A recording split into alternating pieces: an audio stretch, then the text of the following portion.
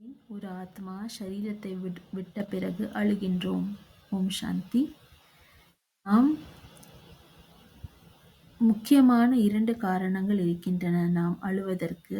ஒன்று, நாம் அந்த ஆத்மாவின் மீது பற்றுதல் வைத்திருக்கின்றோம். அந்த ஆத்மாவின் குணங்கள் மற்றும் அந்த ஆத்மாவின் மீது நமக்கு பிடித்தமான விஷயங்கள். அதனால் நமக்கு பற்று ஏற்படுகின்றது. ஆதலால் நாம் அழுகின்றோம். 2வது, அந்த ஆத்மா இந்த உலகத்தில் வாழ்ந்து கொண்டிருக்கும் இந்த பழைய உடலில் இருக்கும் பொழுது நிறைய சமஸ்காரங்களை உருவாக்கி இருக்கின்றது. அந்த சமஸ்காரத்தின் மூலம் நமக்கு ஏதோ ஒரு தேவை இருக்கின்றது. அந்த ஆத்மாவினால் நமக்கு தேவையாக இருக்கின்றது. ஆதலால் இந்த 2 விஷயத்திற்காகவும் தான் நாம் அழுகின்றோம். ஆனால் நாம் புரிந்து கொள்ள வேண்டிய விஷயம் என்னவென்றால், அந்த ஆத்மா, அதாவது குணங்களின் கலைகள் சிறிது குறைவாக ஆனாலும் கூட அடுத்த உடலில் அந்த ஆத்மா செல்லும் போது கலைகள் குறைந்துவிடும்.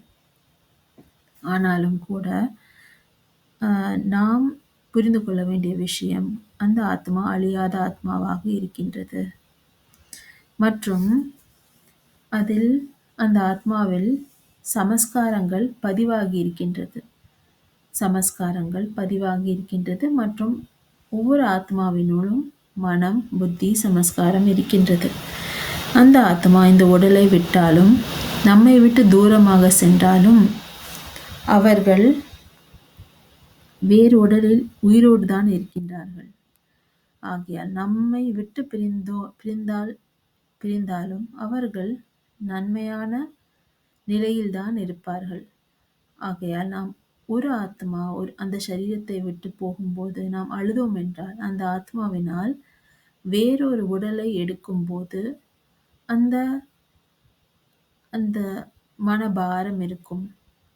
ஆகையால் அந்த ஆத்மாவினால் சாந்தமாக வேறொரு உடலை தாரணை செய்ய முடியாது.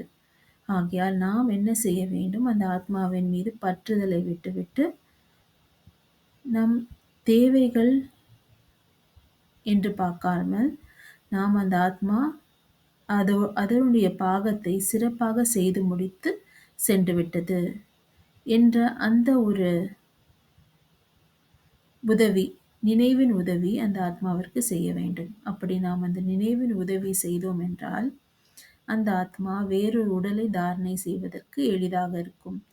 நாம் கூட அந்த ஆத்மாவின் மீது பற்றுதலை விட்டு விடுவோம் மற்றும் நமது தேவைகளை நாம் பூர்த்தி செய்ய வேண்டும்.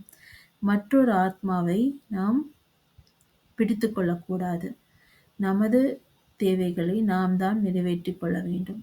ஆகையால் நாம் எந்த ஒரு ஆத்மா இந்த உடலை விட்டாலும் நாம் அழக்கூடாது. ஓம் சாந்தி.